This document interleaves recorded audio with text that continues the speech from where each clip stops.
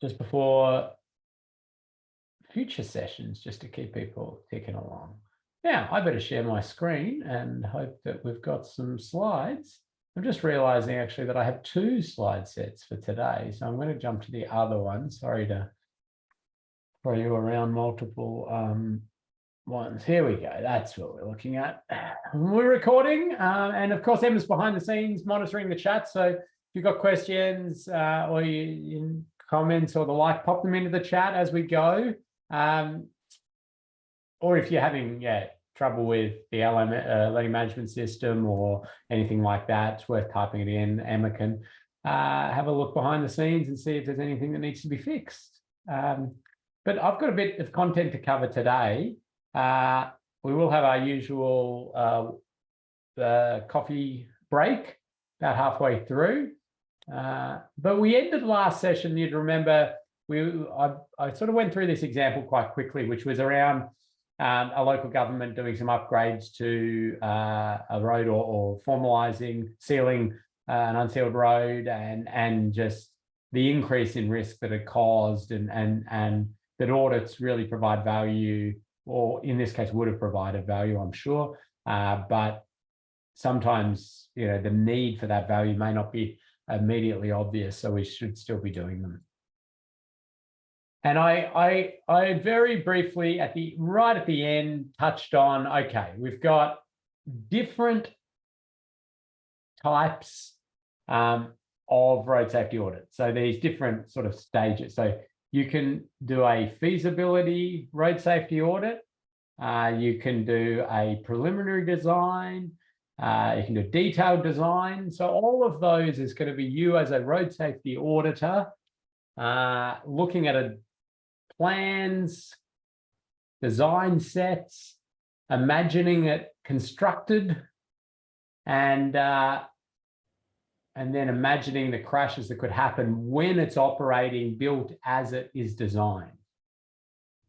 The construction site ones are, well, often that combination of looking at the traffic management plan, the traffic guidance scheme, the area, and thinking about risk.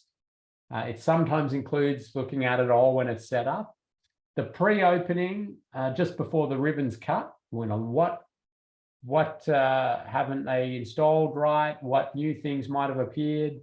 Immediate post-opening, very similar to that pre-opening, except for it's more in live traffic, and these existing road safety audits, which are sometimes called a lot of different things around the world. Road safety inspections, road safety reviews, road safety diagnostics, existing conditions road safety audits, and the like. And sometimes we do those thematic road safety audits, which I talked about, which were a walking audit, road safety audit, a biking road safety audit, a motorcycle road safety audit. They're all things that we can do. So they all follow the same steps, right? It's just that you're looking maybe at a design set or an existing bit of road, or you've got a slightly different lens on it. And I want to take you through those steps now, okay? And we'll just go through them one at a time. I won't spend long on them because I'm going to move fairly quickly into one of our particular road user groups that we're going to hone in on. So there are 10 steps in a road safety audit, and there's further information in the Austroads guide, and so I'll show you those 10 steps and where that further information is. A couple of points here that it's a straightforward process, has these 10 steps. They do take time, road safety audits. It's not a quick exercise just to whip up a quick audit. There's this process to go through. They add value to a project, and they really should be an integral part of any design process and thought about from an organisation perspective about when they should be done on other things. Now, just as a bit of continuation of our fun trivia, also maybe a little bit road safety related, and I'll talk about that shortly. I'll give a prize to the person who can tell me something that is either right or sorry, that's wrong, or they don't like about this particular sign. First one to pop that into the chat. I will come back to that. I promise I will come back to that. While you have a think about what was that? Okay, road safety audit process. First of all, the client, and it's often the end asset manager, being the road controlling authority or road authority, or sometimes a developer or others. Yeah, they select the audit team. Okay, they usually would go to a consultancy that does road safety audits, but maybe they might pick an individual and they would form a team together. Background information is provided to the designs, any traffic reports, any studies, and the like. A commencement meeting often happens. Sometimes these days, I mean, if it's a client or an auditor and a client that have worked together lots, or they know the process, everything like that, it's sometimes just a phone conversation or the like. But sometimes it is a formal sort of sit-down meeting and rolling out the design plans, or a Teams meeting, Zoom meeting, and they put the design up and there's questions asked and gaining the context of the project and lots of bits and pieces. And then like that review of the documentation and what is there, and going into a bit of detail about all of these aspects of the project. But that's when then the audit team goes out, and then they've got their independence, and they go out and they start doing this audit. They inspect the site, they look at the designs, the plans, think about issues, and then they write up these issues in a road safety audit report. That report is then issued over to the client with these recommendations. A completion meeting, again, is something that sometimes isn't sort of done as formally as a sit-down meeting, and it's more a phone conversation, or sometimes for other ones it's even just emails. But the client then writes responses to all these recommendations, but they don't necessarily need to give those back to the road safety audit team. It's good practice to do that. And the audit team certainly like it to see what's happened here, but that's not that requirement. The auditors handing over the audit report have really done their job, and it's an advice piece to the client. But we do want to see those changes implemented in the design or in the area, if that's what's committed to. So different jurisdictions have different requirements in terms of what is required of an audit team. I'll sort of talk generically as Austroads puts it, but check your local jurisdictional requirements. I can talk to most jurisdictions exactly on what they want, but we'll go from there. So somebody needs to lead the audit, and they're appointed as the audit team leader. They should be a senior road safety auditor or a level 3 auditor if you're in New South Wales. So somebody with experience in identifying road safety risk, but also in this road safety audit process and practice. Then you have road safety auditors that come along with them, and they're part of the team. And you can then have others, trainees, observers, and these are often people either that haven't done the road safety audit training yet, but they, trying to get some experience and the like, or they are, people maybe outside of the audit traditional process. So what I'm trying to say is like a police officer, or one of the teachers from the local school or something. If they've got a particular reason that they come in and they give thoughts and advice, and that's incorporated by the audit team. So those are possibilities. I'll keep jumping on here. Okay, a few little tips. It's an audit team. So one person audits really aren't a thing. So it should be a team. You need to make sure everybody's independent. I think we're pretty clear on that. We've had a good discussion about that already. Only a senior road safety auditor can lead the team, or a level 3 auditor in New South Wales. In this ideal world, you would have this rich diversity in the team. You'd have, broad range of road safety experiences, different professions, ages, empathy with all road users, males, females, others. You'd have this really, sort of rich, different views all sort of coming together. The practical realities of it sometimes are a bit hard for that to happen, and but nonetheless, if you think about that, would be an ideal. This is a road safety audit team I'd put together at one point, and it was myself and Michael and Johan, and now we are all male, about the same age, road authority, basically all sort of within Vic Roads for a long time, and you're kind of going to get the same stuff out of us to a degree. So we asked Wendy to come along, female or older than us. She's a very keen scooter rider, giving us a very different view of the world, not an engineer. So that is an example of trying to get some different view on it.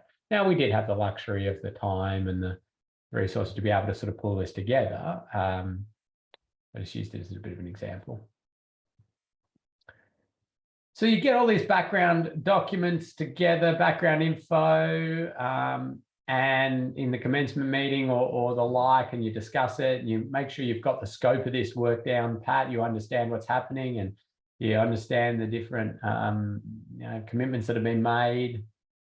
Look at all those documents and you conduct that audit. You inspect the site during the day and the night. Now, there is occasionally an audit done without nighttime inspection, and it's really at the client's discretion. Now, I'll often have clients say, oh, just a daytime inspection. And I say, why are you only requesting daytime inspection for this? And they say, oh, we're trying to save money on it. So it's really not going to cost much more to put a nighttime in. You just don't know what you might pick up at nighttime that's different. I would say, it's only 1 in 10 audits that we find anything at night that is, unable to sort of pick up during the day, but that one is kind of important sometimes. I mean, there's obvious stuff that you may pick up at night, like this one, which is pretty obvious where North Croydon is during the day, but at night, not so much. And so we lose a bit of advantage there. So sign retroreflectivity could be one of them.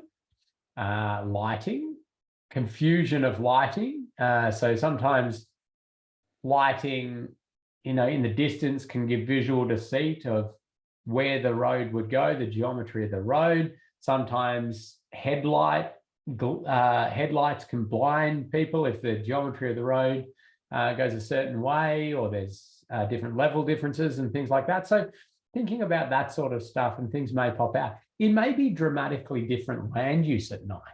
It may be an area that looks very sort of industrial during the day or the like, but you actually go there at night and discover that it's, I don't know, a nightclub district or something like that. So it's good. Now, I think, Emma, we had some ideas here on what might be a little bit odd about this sign. We do. We have, Kerry has said the gap is on the wrong side. Yes, well done, Kerry. Yeah. Keen eye for a directional sign there. Yeah, that's right. So the gap is on the wrong side. And I wonder how many people know that there's a gap in a roundabout sign. And I think people will be thinking, is there a gap? There is a gap. It's not on that side. It's on that side. And why is it on that side? Well, it's a subtle clue to remind drivers to go clockwise around the roundabout. Now, if you were the road safety auditor and you saw this out there or in a design, what are you thinking? Is this the biggest road safety issue you think of? I mean, are we going to risk rate this intolerable risk? Well, no. I mean, this is not a major road safety issue. This is sort of not going to get many people driving the wrong way around the roundabout because of this. And if they do, it's probably going to be very slow and the crash will be low risk and everything. It's wrong. It's just wrong and it should be rectified. But the question I've got for you is, where in the road environment do you think you might elevate the risk levels a bit if this sort of issue arose? Where do you think it might be a little bit more dangerous? So you put that into the chat. Near airports. I saw that come in very quickly there to somebody. And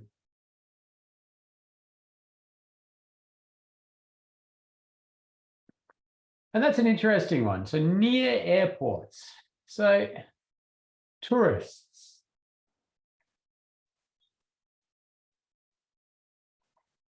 This is Hobart International Airport. This is the first roundabout you hit straight out of where you get your rental car. So it's down the road a bit. Now, I just think that, okay, I still don't think this is, super high risk. But I think it's elevated a little bit beyond others, just because we know that there'll be people who drive on the other side of the road. We know there'll be people who come from countries that don't have roundabouts potentially, don't use them much, and it's the first thing. And everything sort of conspires to make it a little bit more risky.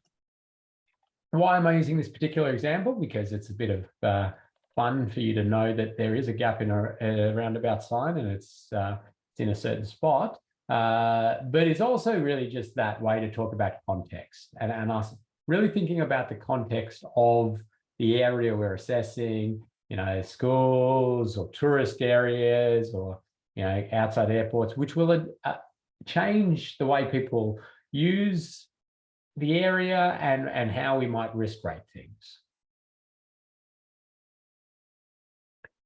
Okay, so back to the steps in the audit.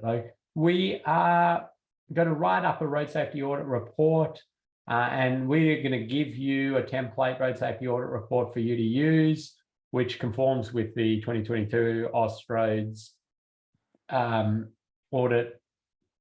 road safety audit guide. So you'll be conforming with that, and we freely want you to copy it and use it and rebrand it yourself. We just want consistency in how people are doing this across industry. In that, you'll provide a description of the project, explain that, a list of information provided by the audit team. Now, this one I think is important for us to do, and not just, I got the plan, but you want to say what the plan number is, the revision, and the like, because you may find yourself down the track having to defend your road safety audit. And if you did an audit of a certain design set, and then there were iterations and changes and everything like that, and what got built was quite different, but they're claiming your road safety audit was done, you want to just be clear in that to say, well, I audited these plans, that's not what got built. You list the team members, when the audit was carried out, and then all of the issues that you identify in some sort of logical order. And there's a sort of sample table of contents you can see there. You have photos, which can be put in an appendix to show the different areas. They're often integrated into the actual findings.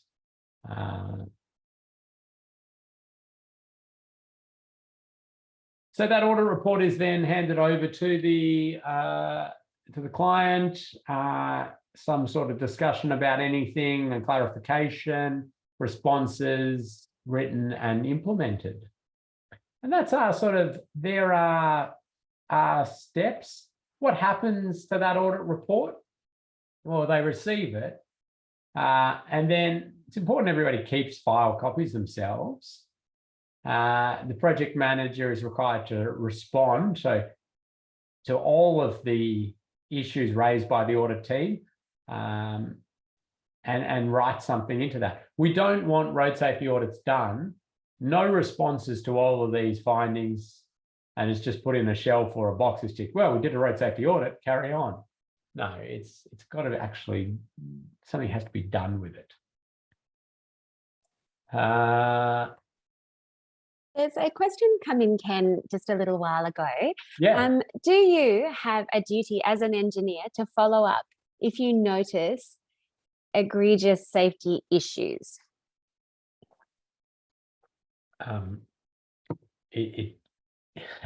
Well, yeah, I suppose across society, you have a sort of ethical obligation to do that. If you see things that you believe are major safety issues. I think as a professional engineer, yes, you've probably made commitments, depending on where you are or what institution you're a member of, to some code of ethics and the like. So there's all of that, those aspects of it. When you become a road safety auditor, I think extra responsibility to point out things that in your daily business that you see that you believe present a reasonable risk of death and serious injury to our travelling public. But in the actual audit process itself, yeah, that's exactly what we're being paid for, is to identify things that we think are road safety issues. So I sort of covered quite a range there from people who don't have to have any particular qualifications or any working in anything. I would hope that if they see these highly dangerous scenarios, we'll point them out. Happy to elaborate on that if there was something in particular people were thinking about. Also, someone just commented, Len's just commented that small errors make you think whether or not there is more errors. Yeah. I mean, that's not a bad point, actually. It's, yeah, if they're getting the basics of the sign design wrong, yeah, you wonder what else is what's going on. A couple of just little tips if you are receiving road safety audit reports and you're a project manager or the like. I mean, when you're responding to them, the responses could become public. Good practice to give that over to the audit team. That's nice. But the audit is done, in order to help reduce risk in the project, but it is an advice piece, and it is, it's your project if you're the project manager, and if you're designing, you're helping that project manager and the like. It's up to the project manager what will happen, what will not happen, what will change, what will not change. There is no legislative power to a road safety audit, right? It is an advice piece. It's up to the project team what will happen and what will not happen. Okay. So I'll stop sharing that. Check if there's any further questions or comments. I think we're looking pretty good at this stage. So it's good timing for me to get into our first particular road user that we're that we're interested in. So as I mentioned before, we go through a variety of particular road users. So this is part of the requirements of an Austrade's road safety audit course, and the endorsement we've got from many jurisdictions is that we take road users and we just highlight some specific needs and some common road safety audit things to look out for. So we'll be doing pedestrians, cyclists, motorcyclists, heavy vehicles. We'll also be, have been already and sort of will continue to integrate in cars and vehicle occupants. And a question has come in, Ken, actually. Yep. In South Australia, DIT require response from the designer for design-based RSAs. Is this similar in other states? So in practice, yes, pretty much everybody does the same. The designers are the ones for design audits that are sort of looking at the audit findings and responding to them. And technically, it's the project manager who's sort of got the final say on it in most jurisdictions, and they delegate that to the designer, who's the one that's sort of making design changes and choices and has good, usually very, very good understanding of the project constraints and what can and can't be done and the like. So that in practice, that's the same, yeah. Thank you. Okay, so let's jump into pedestrians, and I do have a lot of passion for sort of this topic. Over time, pedestrians have been a little bit forgotten in our road safety thinking and the design and management and operation of our road network. It's getting better, but it's still a long way to go. And I think us as road safety auditors can help continue that journey. I'll get a bit into this, then we'll have our break. And I think we're trying to finish today a little bit early. So you've got a little bit of time to finish off that assignment if you haven't got there, to do the quiz and get yourself really back on track for this course. But the pedestrian aspects, what am I going to try and do? I'm going to try to point out, oh, let's go back. Sorry, just one volley there. Sorry, I went back and forward. Identify the requirements of pedestrians for safe travels. I'm going to point you at some technical information regarding infrastructure for pedestrian safety. We'll look at common audit issues, and I'll also, I suppose, look at a number of coronial inquests, investigations that we've done on pedestrian fatalities, and a couple of other legal investigations. And why am I doing that? To try to show you some of the things that are causing death and serious injury and some of the factors, so we can try to predict those in designs or future, predict the future, basically. Understand basic pedestrian treatments and terminology as well. All right, 4 groups of pedestrians at greatest risk. There's some prizes out, Emma. Why not? Friday can be big prize day. Excellent. Paddy Day. Yeah, what are those groups at the greatest risk?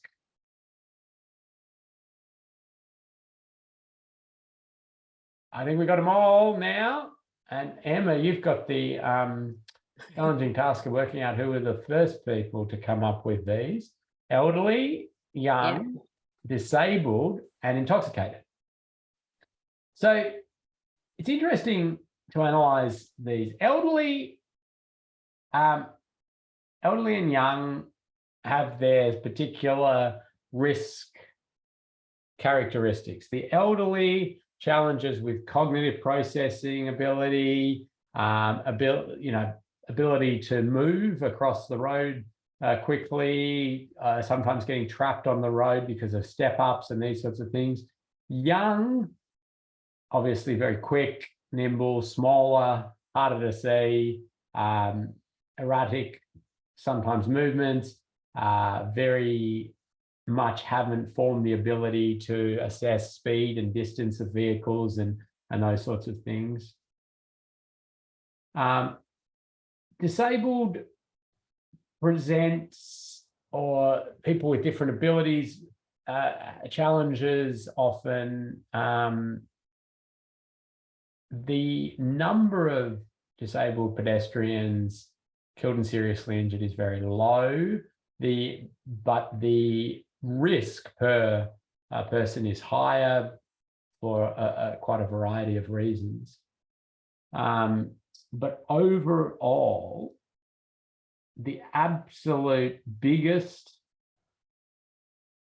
group are intoxicated pedestrians. Huge. Mainly male. Intoxicated pedestrian trauma across Australia and New Zealand is amazingly high. Now, that the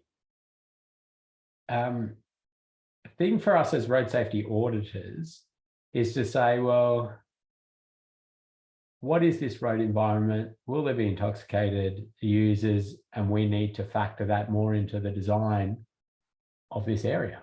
We can get angry at that and say, well, they shouldn't be out there and they shouldn't get on the road, they shouldn't be drunk and blah, blah, blah. The reality is they're there, lots of them, and they're getting killed and seriously injured. And so we need to redesign and rethink this area.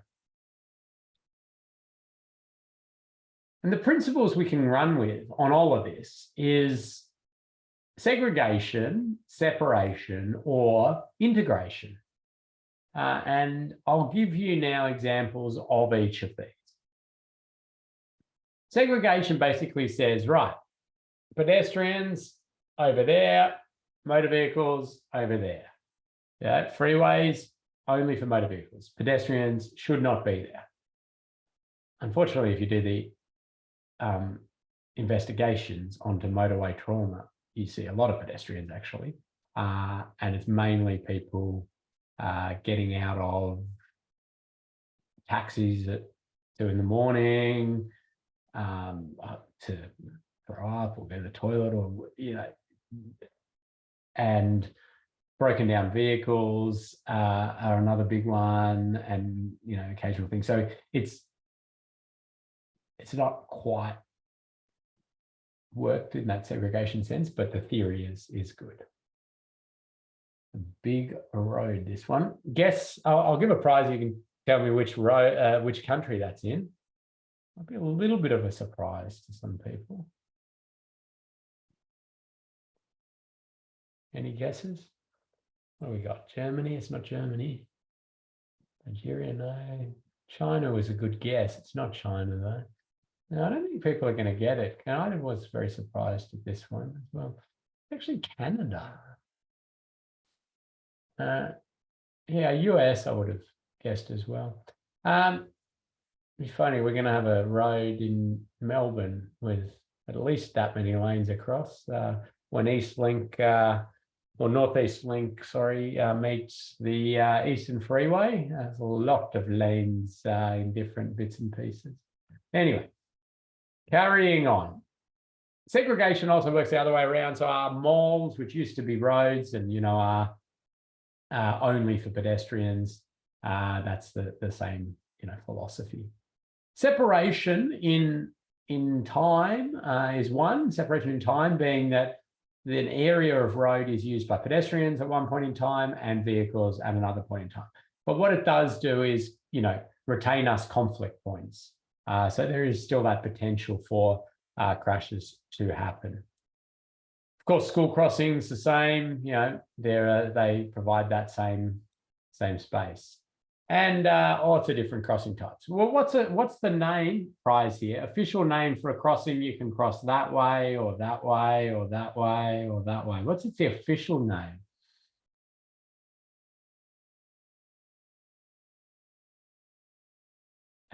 So I've seen. So somebody's popped in scramble crossing, which is actually not its official name. I mean, that's what pretty much lots of people will call it.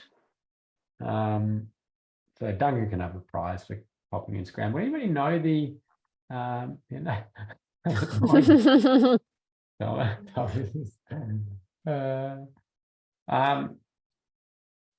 okay. No, nobody's got that one. It's called a Barnes dance. There you go. A Barnes dance. And of course, in your PDFs of the slides, you can click on that, and we give you a little safe system snippet on Barnes dances. Why is it called a Barnes dance? Well, I assume some traffic engineer, Mr. or Mrs. Barnes, or Mr. or Miss Barnes invented it. Anyway. It's not because it looks like people are participating in a barn dance. Oh, like a barn dance. Yeah, barn dance. Yeah. I think it must be after someone named Barnes. It's Barnes. It is Barnes. Not a barn dance. More than one barn. Yeah. It's a big night. I'm going to multiple barns for dancing. A festival. Okay. Right. Another separation, obviously, being that separation in space with footpaths, refuge islands, refuge areas, breaking up the crossing paths. Now that sort of starts us into a bit of audit thinking around, okay, let's think about areas. If we're going to put pedestrian refuges and areas to stage the crossing, are we providing enough space? And you can go to your standards and guidelines and look at, desirable widths and the like. But as an auditor, you need to think about the context of that. Is there a chance we'll have multiple people staging through this crossing and the like? You also can do just logical sort of rules on this. And my logical rule is, does a father or a mother pushing a pram have to decide whether their kid or themselves is sort of standing in live traffic? Some people will talk about a bike. If there's somebody who rides a bike and props there, is it wide enough? So some just sort of logical thinking around that sort of stuff. We also want to think about mobility devices, mobility scooters. We're now seeing proliferation of different micro-mobility devices, scooters, e-scooters, segways, electric skateboards. It's all happening. And we're going to generally categorize all of that into pedestrian. But again, as an auditor, you'll be out there observing, you'll see stuff. You've got to be thinking about different road users. Can they use it? Is it presenting different risk?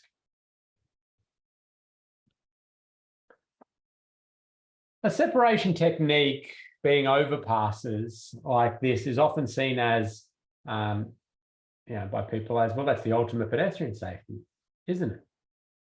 Well, the answer to that's kind of no. I mean, if they're using it, yes, but we really need to be realistic as auditors and be the voice of reality sometimes and say, well, yeah, okay, it's very good and all, but what about all the pedestrians who just aren't going to use it? Because, if I want to get, I don't know, what do you get from a BP? A frozen Coke from BP here, and I'm standing over here. My choices are, walk all the way up this ramp, all the way up back here, over here, down here, down here, down here, all the way over there. Gee, that's hard. That's just straight over there. So pedestrians will take often the easiest route. That's what pedestrians do. And so we need to have a think about that. And in the design phases, there can be better, better designs to make it more attractive to use this. We can still think about slowing vehicles. It may be that this is just a big investment that's really not the best way to address pedestrian safety.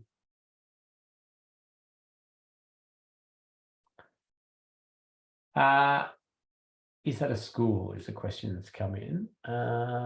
It is not. No, I don't think it is a school actually here. I think it's a train station. So there is some advantage to it. But there are lots of people that still walk across the road. Is this a regulatory speed sign in Australia? Yes or no? A regulatory speed sign. Is that in our road rules, that sign? Oh, it is a score. Thanks, Stephen. There you go. I've forgotten. Yeah, it is Ballarat Road sign. Well done. Prize for Stephen. Yeah, it is a regulatory sign, absolutely. It's a sign that says you're entering an area where pedestrians have priority across the whole road. That's what a shared zone is. So if you didn't know that, hand back your driver's license. So shared zones, there you go, there's one out at sale. You don't actually need to do that give way to pedestrians because that's what the road rules actually say, but this one's obviously the same. There's a little rule of thumb for designing these areas, or as an auditor, what you should be looking for. And the rule is basically saying, make the area not look like a road. And so there's lots of ways to do that. And this one's done some good things, but I think has missed the mark in some other good things. So removal of curbing is good, change the coloring of the surface, they're good. But it's been then line marked like a road, and it's straight and the parking's all on the side. So it's just got road-like characteristics. Really, when if you're driving and you drive into a really well-designed shared zone, your response will be, am I even allowed to drive here? That is a great shared zone. Speeds down, and yeah, so because it's got pedestrian priority. Okay, we're ticking along nicely here. Let's do another sort of 10 or 15 minutes, and then we'll have that break, and then we'll give you some time back at the end. So what are we looking for when we're auditing for pedestrians? Well, I mean, we're auditing for all road users, but we're thinking particularly now, okay, what concerns have we got for pedestrians? Okay, first thing we're thinking about is sort of sight lines to crossing points. Sight lines to crossing points. As a road safety auditor, you will often, when you're looking at the full design set, you'll have the landscaping plans. So there could be things that look okay when they're first planted, but they could start to be sightline impediments. And we do want you to point those out. There could be physical sightline impediments, and there could be dynamic visual obstructions. So vehicles, where they will park, where they will prop, blocking key sightlines, all things auditors should be considering. This one's a really interesting one, as slip lanes and pedestrians is a big topic for industry at the moment. Lots of debate out there. What's the best treatment? What's the like? But the reason is that a vehicle coming up to here, well, where are they looking? Well, they're looking this way, aren't they? To see if they can put the foot down and go. And the pedestrian coming up here is being pedestrian priority, and they are stepping out. And all of a sudden, we've got the pedestrian, and we've got the vehicle traveling forward, looking the other way. It's a bad scenario. So lots of different, treatment opportunities here for everything from, does the slip lane need to be there? Questioning that. Raising the crossing, signalizing the crossing, removing the actual pedestrian priority and just having it as the like. Technically, again, under the road rules, pedestrians have priority over a slip lane regardless, but that's a very unknown bit of the road rules. So thinking about where pedestrians are going to be waiting and storing, and thinking about swept paths of larger vehicles. So we've seen unfortunately or tragically deaths around Australia in recent times of pedestrians waiting and larger vehicles making their turn and sweeping over the areas where the pedestrians are and then being struck. So again, as auditors, when we're seeing intersections as designs, that's the stuff we want to be looking for and trying to understand, thinking about, have they chosen the correct design vehicle? What's the swept path here? Is it going over? What's the speed of turn? And Jamie Robinson will talk to you a bit more about that, analysing swept paths as part of a road safety audit, and choice of design vehicle and checking vehicle and those sorts of things.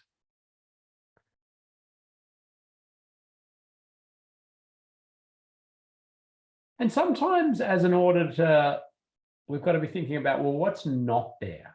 Not just, you know, what do we see that they're building, but what's not there and what is missing that would enhance safety, or the fact that it's not there is increasing risk. And, you know, things like footpaths are a very big example of this, where if we have a route and it doesn't have footpaths, but we know there's pedestrians, that people will have to walk on the road or in the shoulder. And, you know, it may not be part of the project design that they've got, like this one. They weren't planning, they were doing some upgrades to the road, but there is pedestrian activity and there is no sort of place for the pedestrians to walk except for either in the grass, which is fine if it's all dry and everything like that, and you're not in a wheelchair and you're not pushing a pram or anything like that. But, you know, a lot of people will have to walk in that shoulder. So the fact that there's no footpath is something that you would point out. And here's another example of one where we've got people having to walk and there's a crest, and you know, it was muddy, or in mobility device, you're on the road. You've got a gap in the roundabout sign. Yep, in the right spot. Well done. You won't be able to drive past the roundabout sign now without checking where the gap is.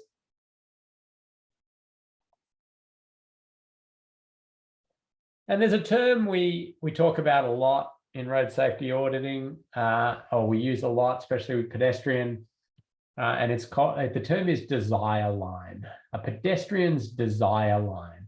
And that's simply, you know, where they are and where they want to go to and draw a straight line, and that's their desire line.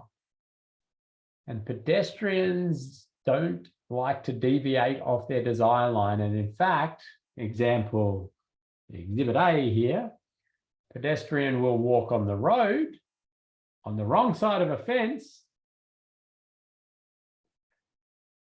because that's slightly closer to the desire line than having to go over there and along.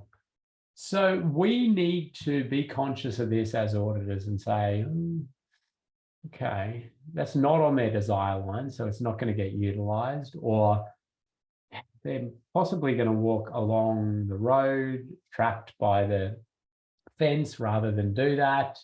And we see that a bit of people sort of in these scenarios.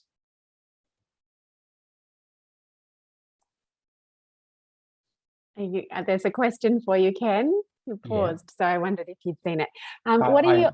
I saw something flashing, which indicated something was coming, and I was gonna have a look at it. But well, what do we got? So, what are your thoughts about many older local residential roads with narrow road widths, no footpaths, 15-kilometre speed limits, but pedestrians and vehicles are interacting?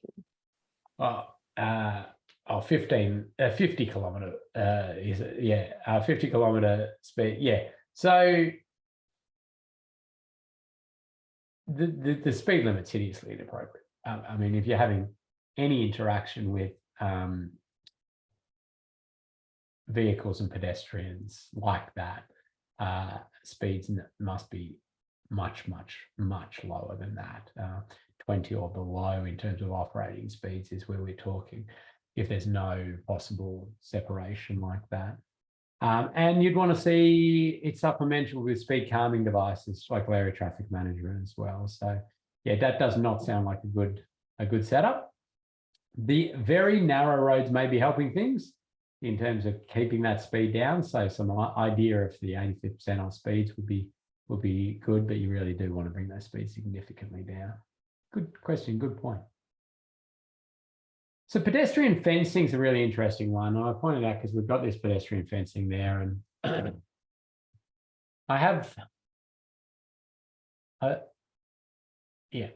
don't like pedestrian fencing in almost all circumstances. However, there is the occasional circumstance out there that I do see its value. Kind of a love-hate relationship with it. Lots of hate and then a bit of love. The reason is that it's sort of, well, there's a big picture sort of the way we manage and think about our road network perspective and areas where corralling pedestrians like sheep and pushing them around to these different things, it's just not a great way to have an area that's got any sort of place value. So there's that. There's the aspects that there are many situations where I believe they make the safety a bit worse. In these situations where pedestrians walk along the wrong side of them, or people, attempt to jump them and fall and these sorts of things. So there's lots of sort of these situations, but there are some particular situations where I believe they do add significant safety value, but they're not quite what people will expect. They're not really the ones that are getting people to cross in exactly the spot you wanted. They're outside pubs, and they're pubs and nightclubs and bars and the like. And they're actually to a degree, a containment fence. So I've done 2 coronial investigation reports on deaths of patrons of drinking establishments that have, one of them was people were fighting and they fell out of the pub and onto the road.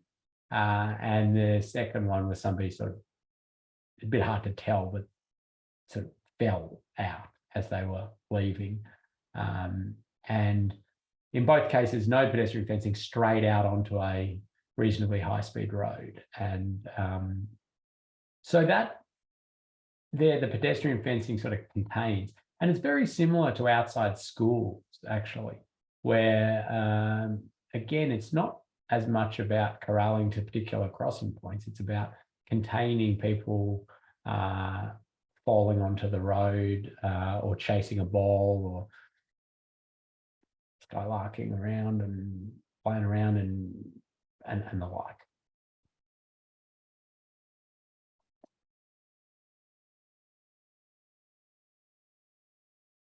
Yes, pedestrian desire lines. I saw this online and thought it's a nice example of what they call it, the user experience, but pedestrian desire line is a term we would use. And some more examples there. And more examples. There I was out there with a group of people having a look at some cyclists at roundabouts, and interesting to see that this part was very heavily used. Must be a big pedestrian desire line, but no facilities whatsoever. So again, as auditors, it's the kind of thing we can be picking up and mentioning, also looking at the designs and trying to identify that. And pedestrian desire lines give a bigger picture sort of thinking. If you're doing those early stage feasibility style audits and the like, thinking about sort of land use, thinking about where residential areas are and commercial areas are, and are people, how are people going to be crossing? And we certainly see other countries, not so much in Australia. We're pretty good at that these days, but having major roads just separating communities from that residential areas to commercial or industrial. They're going to be making these movements, and they're going to just they're going to make it happen. So we need to create the facilities for that. I might pause there, Emma, I reckon, and see if we have a little 5-minute break. Sure. Because I sort of launch into a case study here again. And yeah, before we do that, let's have a 5-minute break. So top of the hour, unless you're in South Australia, top of the hour, we'll come back and we'll do another half hour or a bit more, and then you'll have some time to finish off or get yourselves up to date. So 5 minutes.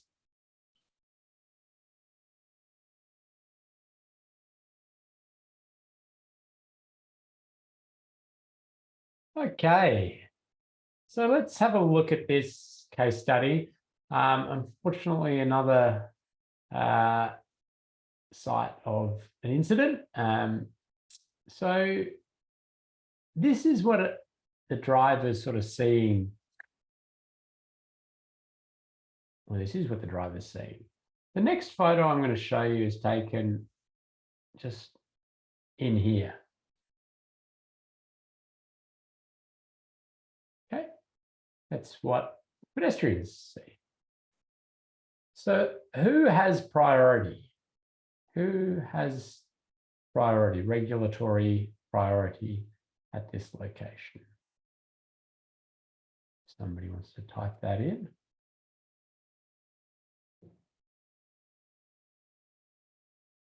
Yep, Ben's on it. Cars. That's right. But if you look at it from the pedestrian's point of view, I mean, there's a lot of little clues or subtle things that make them potentially think that they might have priority. And it didn't take long standing out there with a colleague to see it play out, that the pedestrians just walked across and the car stopped because they felt they had priority. The different surfacing, the bluestone there and the like. Now we might look at that and go, oh no, it doesn't have the regulatory line marking, it doesn't have the signage, it's not a pedestrian crossing. But we need to try to get into, could there be confusion of priority? And unfortunately, there was at one point, and it was where the vehicle was not slowing down and stopping. So sometimes we see it and there's different confusion of priority and different marking sort of put in there. I'm not going to dwell on the intricacies of the road rules around that one. This was an interesting one to look at because I think I like the treatment. I like the thresholdy treatment. I like the setback of this.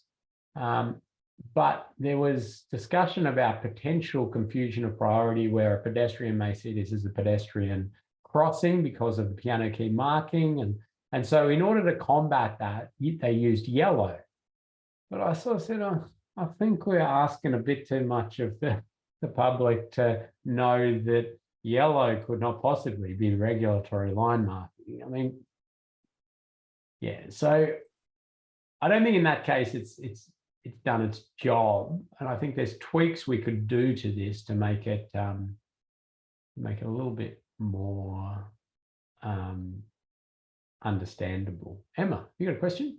Yes, it's on. Alison's come through with a question on our case study crossing. Are pedestrians treating this as a zebra crossing? Yeah, that's pretty much it. That, like, I suppose it's one of those things where, again, it sits in the subconscious that if we stopped these guys and said to them, hey, is that a pedestrian crossing that you have priority over? They probably look at it and go, oh no, it's not. Right? But we've created this road environment that's providing these subtle clues where without thinking about it, they just cross. And that's a questions just, lots of questions are coming through. If this isn't planned to be a zebra crossing, then why place a speed bump in the crossing itself and not further back? Yeah. Yep. So lots of good points. And then Armin's starting to think like a road safety auditor. A pedestrian crossing sign need to be installed at that point. Yeah, if you want to make a pedestrian crossing, you need pedestrian crossing signs, and you need, well, what would you need to do to make this a pedestrian crossing? I'm happy to play along with this. It would need pedestrian crossing flags, it would need the zebra crossing line marking. And you probably want to check that the lighting is appropriate. And then we're into a point where it's an actual regulatory pedestrian crossing.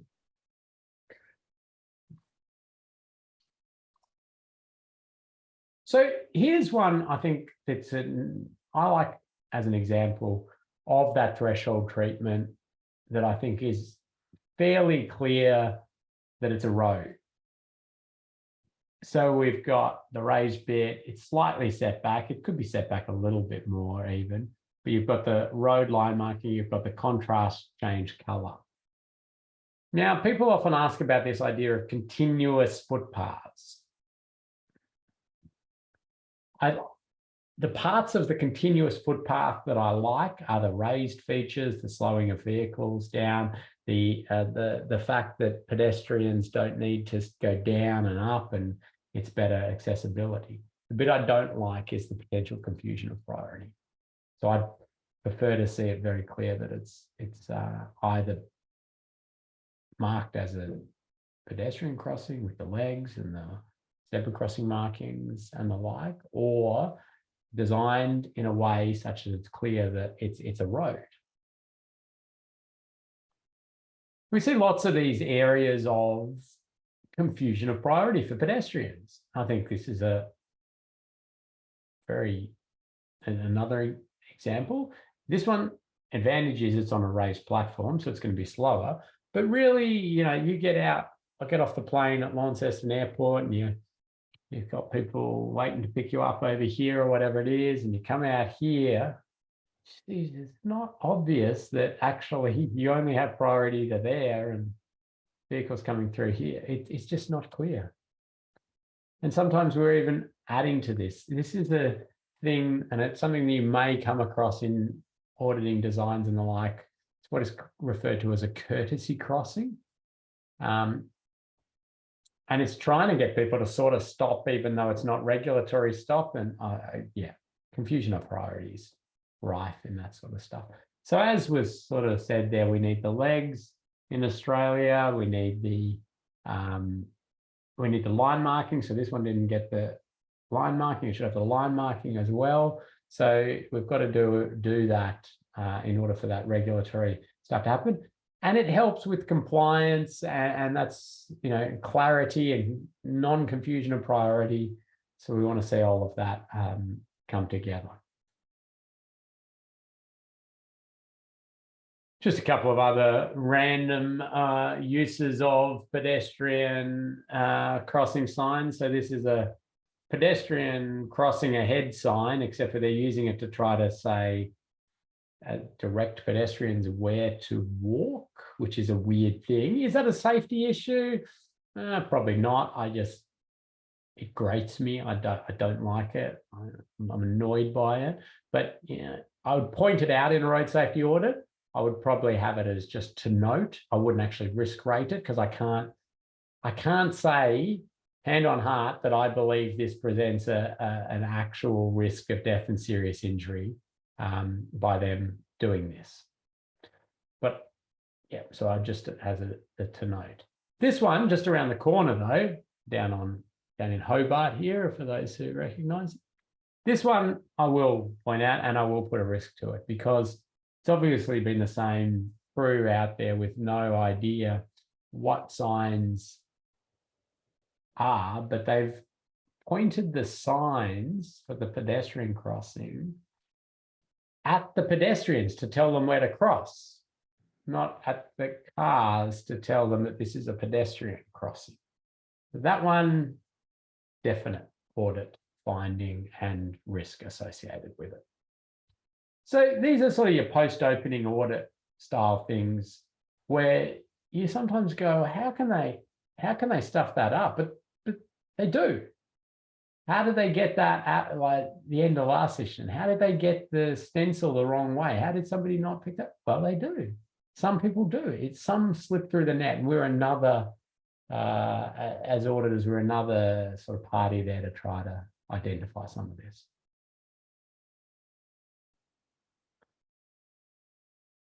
Okay, What, so this one, let's take this as a little case study. Now, I need you to pretend you're looking at this in design phase.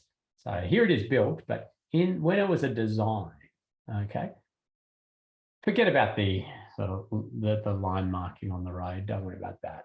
The pedestrian crossing itself.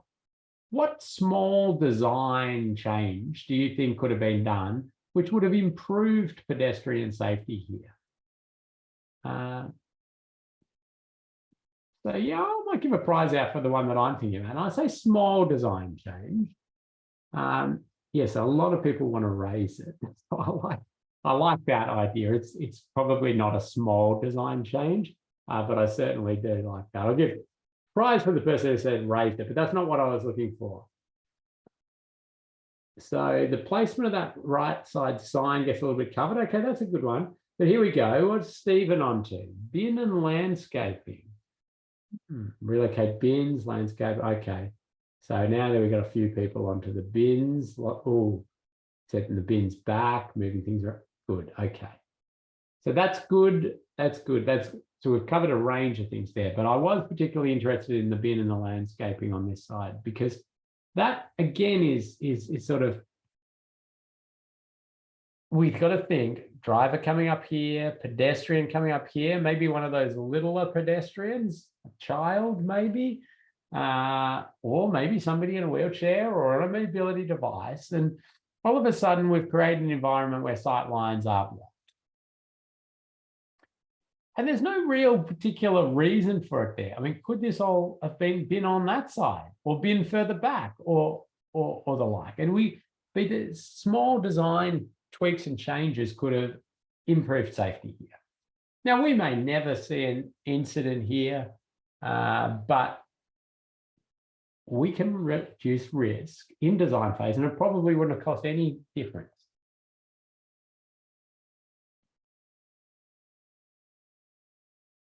Here's another little case study and another tragic incident. Again, doing a fatality investigation here. This is a pedestrian, an area where a pedestrian stepped out here and was struck by a vehicle and killed. Let me show you what the vehicle sort of saw. So the photo I just showed you was taken from there. So this is that. And if I go back a little bit further, you can see here we've got a 70 km/h road, high volume road. We've got this service road, slips in there.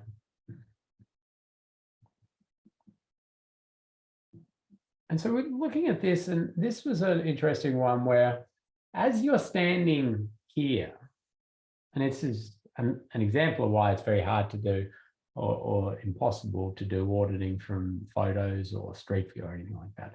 Because when you're there and you've got your green man, and this thing's ticking, and it just really, it's very conducive to making you want to go.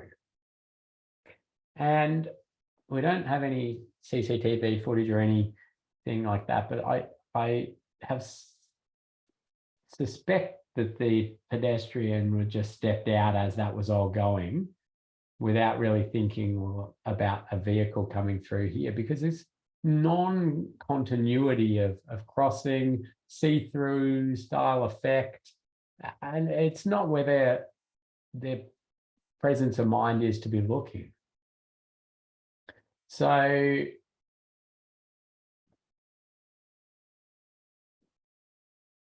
we want to think about that. And again, if we could have got in at design stage, I mean, these signals have been there for a long time. This whole setup's been there for ages. But if you could have got there either early or even existing conditions audit and done something here to connect priority, a zebra crossing, a raised pedestrian crossing, could have done things to address the speed of vehicles coming through this, we would be in a much better situation. So this one, is now a raised pedestrian crossing, a much safer environment. And tragically, somebody had killed there, or it was sort of given that investigation that it needed to sort of show that.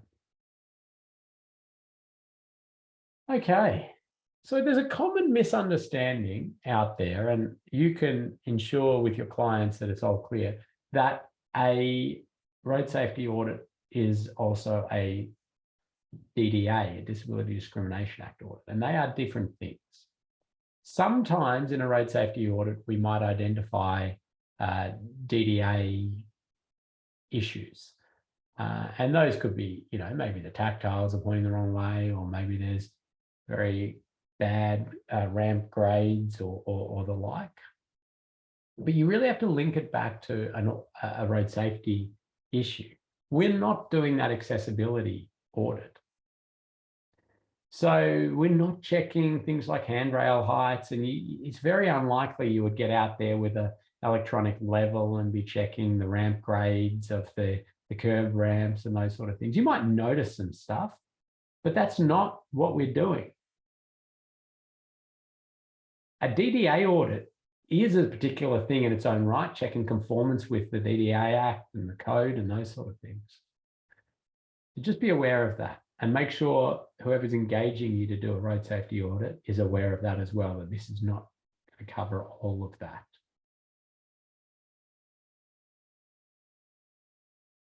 I'll jump through a few of these. This is where I want to get to, because I want to give you a little exercise to do. Okay. Let me explain the site, and then I think after I finish that, we'll be able to put a poll up, and you'll be able to have a guess using the poll. So you don't need to type anything into the chat in this one. Okay, here we have an intersection, and again, this is going to be a little exercise for you to predict crashes, to predict death and serious injury.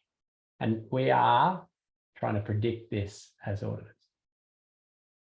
But this is a couple of decent volume roads. What do we got? A McDonald's down here, and we've got a shopping centre over there, and some other industrial stuff here. There's a little motel, I think, from memory. Now, there is a spot on this where I think there were 5 serious injury pedestrian crashes. I think that's right. I have to double check that. There's all, there's a lot. So what I want you to do is have a look at this and pick where in the same crash type were those happening. And I'm going to give you some options. So it's a bit hard. It's a bit hard. Here are your options.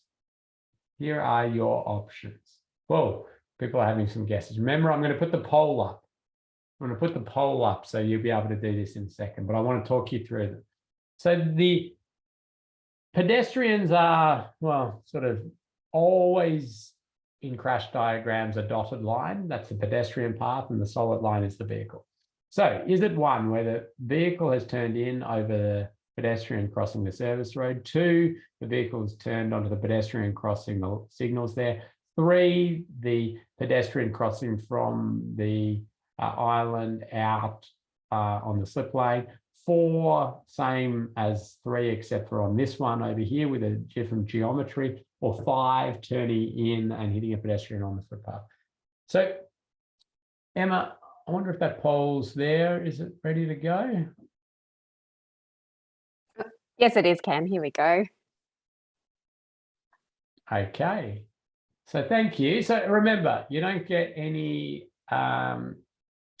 you don't lose any points or marks. In fact, we don't even know who votes for what. So feel free to be relaxed and do it.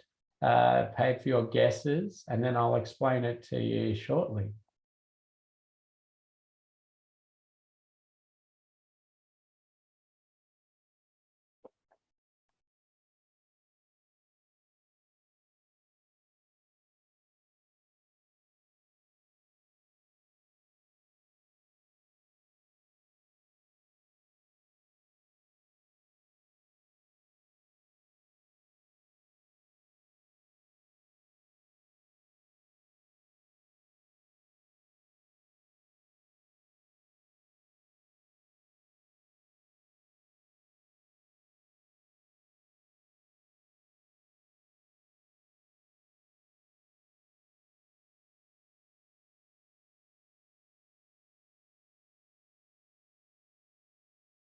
Okay, I think we're seeing lots of good answers coming in there. Let's see what people said. Let's end that poll. Let's share the results.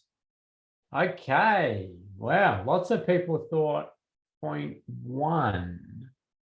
Next popular was 0.3, and then 2 and a few for the others. Interesting. Okay. Well, first of all, let me say that we might stop that one. There we go. Get rid of that. First of all, I'll say that I picked all those spots because they have an element of pedestrian risk in all of them. The actual spot, though, is number 2. So well done to those who picked number 2. And why is this one even more risky than the others? I certainly didn't like 1. 1, people picked that. I can see why. It's a bit weird. Why have we got access to the service road there? And it's all a bit confusing. And I think somebody put 1 into the chat, and so then maybe some others jumped on that bandwagon early. But I think the comments come in, which is absolutely right, is remember back to what we were saying. Where are people looking when they're driving, and what are they doing? And this is a weird setup. And the crossing point is to the left of the slip lane. So they're very much not looking that way. And if you get out there and look at the phasing, it's all bad too, because just at the point where the gaps are is when the pedestrians get the go. And so it's not good all around. So the pedestrian crossing should go into the little island and then they cross there.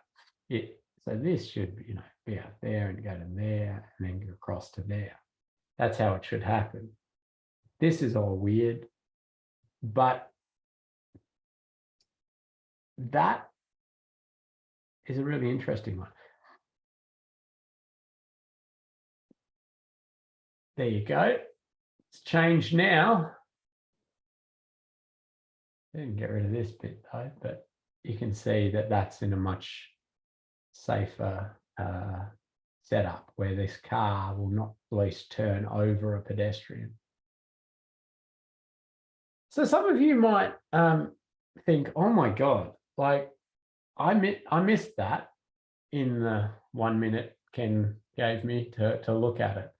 But what if I miss these in an actual audit? Well, I want to sort of calm you down a little bit, because first of all, it takes time. You got to work through this. Second of all, there's a bit more of a systematic way of doing this. And when you're looking at your plans, I'd sort of encourage people to think, okay, take each leg and each crossing and say, okay, I'm a driver and I'm coming up this way and I want to turn right. Then you start asking yourself these questions, can I see where I need to go? Is it clear the intersection's there? Is it obvious where to go? What if this car's queued up? Will I know where to go? Will that be, start to think it through like that. And then you go, I want to go straight. Same thing, go through here. Do the lanes line up? Am I knowing where to go? Is that obvious? Asking lots of questions. Then you go, I want to go left. Okay, I'm coming up here now. I want to go left. Oh, am I going to go left into this one? Is that where I'm meant to go? Or do I go left into this bit? Or how do I get, what's going on here? Oh, there's a bit of confusion there. So you might be interested in that spot. And then you go, okay, now I'm up to here. Okay, now I'm looking right and I'm turning. Oh, why am I turning over a pedestrian area? So then you'll start to narrow in on it that way. And you do that for cyclists and motorcyclists going through all different ways and pedestrians crossing all different points. And you'll piece it together. You also audit in teams, so you'll have others there to try and pick up these things. And we also have these things called prompt lists. And prompt lists are a big list of questions to ask yourself as an auditor and they will help guide you. And pedestrians and cyclists and motorcyclists are all going to be in there, and the geometry of the road and sight lines and all those sorts of things. They're just trying to say, it's not, you should be in a better position. Thinking about pedestrians as well, and we do get very varied points of pedestrian activity. And if you're auditing around schools, you really want to see it before and after school time, see how it's operating, see how many kids there are, see the speeds, how the crazy drop-off points and pick-up points and all of that sort of stuff is going on. If you're thinking about a football stadium or cricket ground, if you can see it during match days and those sort of things, that's good. Sometimes practical reality means you can't, or if it's an event area and there's no event on in the time you've got to do it, you won't be able to do it, but you can try to piece as much together as you possibly can. Any questions come through in relation to the poll question case study? Yes. Does the traffic still shortcut on the service road? I don't know that. I don't think it does. I don't think it's easy to get out back onto the main, because this is sort of back that way. But I can't with absolute confidence answer that.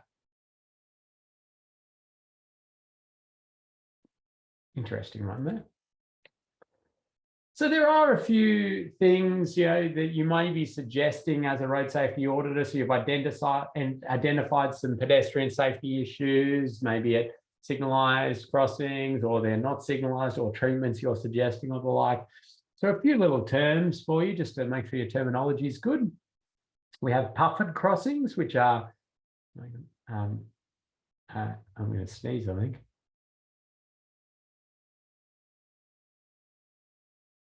There you go, I muted myself. Puffin crossings. So puffin crossings are where you've got like a, it's the same technology when you walk up to a house at night and the lights automatically come on. Same thing, just put into the signals, which keeps the light for vehicles red while there's still movement on the crossing. It holds the red. And it's an acronym of pedestrian user-friendly intelligent crossing. Often pedestrian user-friendly intelligent crossing. Somebody got on a bird theme when naming pedestrian crossing facilities, and then it's sort of been stuck to. So toucan crossings, this is for crossings where pedestrians and cyclists can cross. Two can cross. I'm not making these up. These are the names for them. Traffic engineer is thinking they're quite funny. Toucan crossings. And it's a regulatory thing. It's because you'd have to get off your bike otherwise. Pelican crossings. So these are pedestrian light controlled crossings where the driver sees red, but then it goes instead, so the pedestrians are crossing, but then instead of going straight to green, it goes to a flashing amber for a while in case anybody's lagging on the crossing or late crosses. This is a sign that was on made the top 20 funniest road signs in the world. I don't know, makes sense to me, but people thought it was very funny. Pegasus crossings, of course, because riding a horse is the equivalent, well, it's a vehicle and would need a special crossing point. Plus also you're up high, so need to press that. So we have quite a few Pegasus crossings there around Australia, actually. Emma, did you know that it is illegal to ride a horse when you're intoxicated because that is drink driving? Really? Yeah, but it is Must not remember that. It's not illegal to ride an intoxicated horse. Really? Goodness. And I think I know what the horse's I can't even speak. It's like I've been the horse. What the horse's beverage of choice is, Ken? What's that? Chardonnay. And it's been drinking with its mate, the cow, who's been drinking Mulo. Okay, stop. Okay, Friday afternoon. I'm sorry. It's been a long week. Right, yes, it's been a long week. We're getting jokes in the chat now. Why the long face? Okay, time to finish off today and get you back into your assignments. Yes, this is very serious. I've mentioned the prompt lists. I'm going to talk more about these after next module. They come in the back of the Guide to Road Safety. They have lots of questions, help your thinking. They're called prompt lists because you don't hand them in and they're not like a checklist where they cover off everything, but they help your thinking around pedestrian safety. So there's one for walking and cycling, these big checklists, and so it's lots of good stuff. I don't think we need to do the quiz because I think we're going to give people a bit of time to catch up on the quiz, the actual quiz you're going to be marked on for today. And also anybody who's still to make a good move along on their research assignment and ensure that that's in. So let's get ourselves up to the point where everything's finished off, because next week, we are going to give you 2 assignments in fairly quick succession, and they both take a little bit of work. So I don't want piling on other stuff. So jump in, do today's quiz, and get your research assignment in, and those will be marked. Thank you to those who've already got them in.